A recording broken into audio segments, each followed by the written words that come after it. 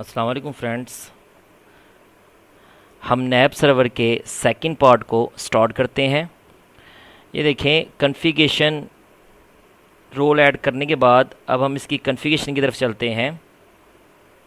मैं NPS local पे click करता हूँ तो मेरे पास यहाँ पे network access protection NAP already configured होगा, लेकिन अगर आप इस सर्विस के साथ नहीं चलना चाहते तो आप डिफरेंट दो सर्विसेज के साथ भी चल सकते हैं, जिसके अंदर रेडियस सर्वर फॉर डायलअप और VPN कनेक्शन है और रेडियस सर्वर फॉर 802 वायरलेस और वाइड कनेक्शन है।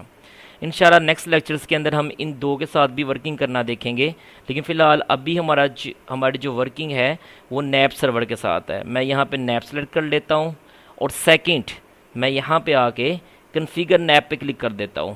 पहले ऊपर ये सेलेक्ट करना है, उसके बाद कन्फिगर नैप, यहाँ पे आप क्लिक करें और ये देखें आपके सामने एक स्क्रीन ओपन होगी और देखें यहाँ पे नन सेलेक्ट है, कहते हैं जी नेटवर्क कनेक्शन मेथड कौन सा यूज़ करना है हमने। तो ये देखें अगर मैं यहाँ पे क्लिक करता हूँ डाउन एरो की पे, तो ये देखें मुझे डायनामिक होस्ट कॉन्फ़िगरेशन भी नज़र आ रहा है, IPsec भी नज़र आ रहा है, EEE wide wireless virtual private network VPN यानी कि रिमोट डेस्कटॉप भी नज़र आ रहा है। यानी मीन इनके रेलिवेंट भी आप प्रोटेक्शन लगा सकते हो इन सर्विस के अगेंस्ट भी। लेकिन अभी हमने इन सर्विस को नहीं पढ़ना, अभी हमने जिस सर्विस को पढ़ना है उसका नाम है dynamic host configuration protocol mean DHCP। हम DHCP सर्वर बेस्ड प्रोटेक्शन लगाना चाह रहे हैं। इंशाल्लाह नेक्स्ट लेक्चर्स के अंदर हम इनके ऊपर भी वर्किंग करना देखेंगे। मैं DHCP को यहाँ से सेलेक्ट करता हूँ। उसके बाद कहता है जी ये पॉलिसी नेम है, अगर आप इसको चेंज करना चाहो तो कर सकते हो। फॉर एग्जांपल मैं कर लेता हूँ जी कैन IT, कुछ भी नाम रख सकते हैं आप, या बाय डिफ़ॉल्ट भी चल सकते हैं। मैं सिंपल यहाँ से नेक्स्ट कर देता हूँ। देखिए मैंने DHCP सेलेक्ट किया ऊपर से, ठीक है, डायनामिक होस्ट, क्योंकि हम इस बेस नैप प्रोटेक्शन लगाने जा रहे हैं। मैं सिंपल नेक्स्ट करता हूँ यहाँ से। कहते हैं जी आपको कोई रेडियस सर्वर है।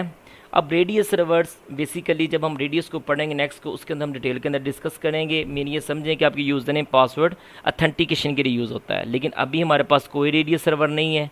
हम सिंपल यहाँ से नेक्स्ट करेंगे।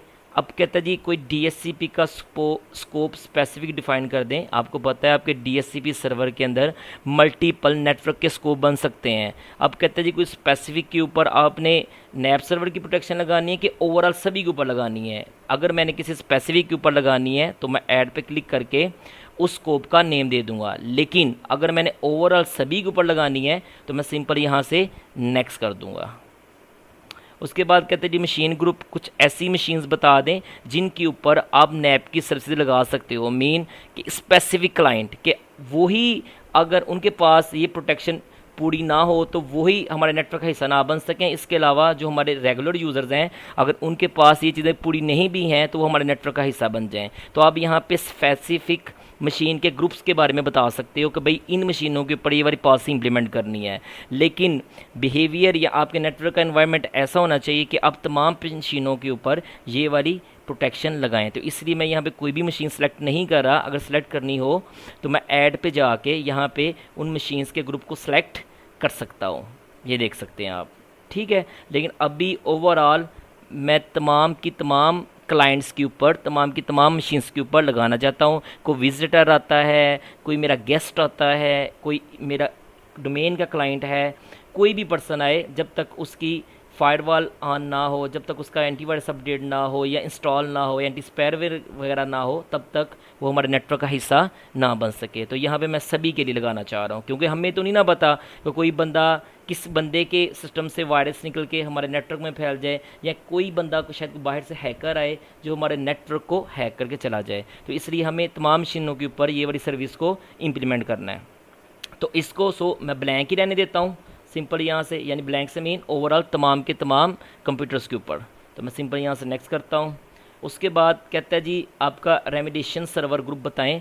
रेमिडिएशन सर्वर दोस्तों ये है कि अगर फॉर एग्ज़ाम्पल मेरा कोई ऐसा सर्वर है कि मैं कहता हूँ भाई तो अगर तुम्हारी ये चीज़ें पूरी नहीं हैं, फॉर एग्जांपल तुम्हारे पास एंटीवायरस इंस्टॉल नहीं है, या अप टू डेट नहीं है, या एंटी मालवेयर या एंटी स्पायरवेयर इंस्टॉल नहीं है, या विंडो की डायनामिक अपडेट नहीं है, तो इस सर्वर से रब्ता कर लो, ये तुम्हें सारी चीज़ें प्रोवाइड कर देगा। रेमिडिएशन सर्वर ग्रुप से ये मुराद है। अगर आपका कोई ऐसा सर्वर है, फॉर एग्जाम्पल जिस तरह हमने लास्ट लेक्चर्स के अंदर WSUS सर्वर देखा था, विंडो सर्वर अपडेट सर्विसेज वगैरह, जो विंडो की अपडेट वगैरह क्लाइंट को प्रोवाइड करता है, अगर कोई हमारा इस तरह का सर्वर है तो हम यहाँ पे न्यू ग्रुप बना के, फॉर एग्जांपल मैं रफली ग्रुप बनाता हूँ, जिस तरह फॉर एग्जांपल IT सर्वर या अपडेट सर्वर, कुछ भी नाम आप रख सकते हैं।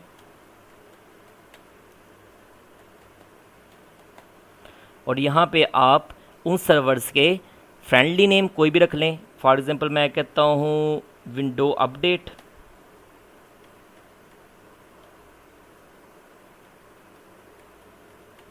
और यहाँ पे आप उनका कोई भी IP बता सकते हैं। फॉर एग्जांपल मैं रफली IP बता देता हूँ।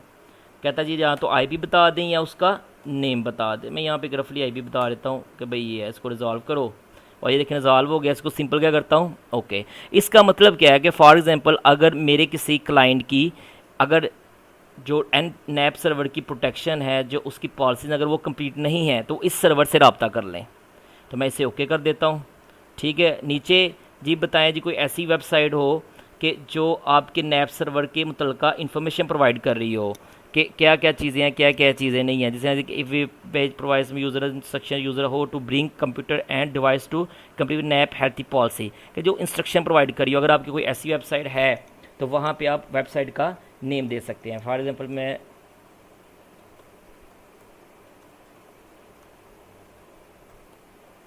कैन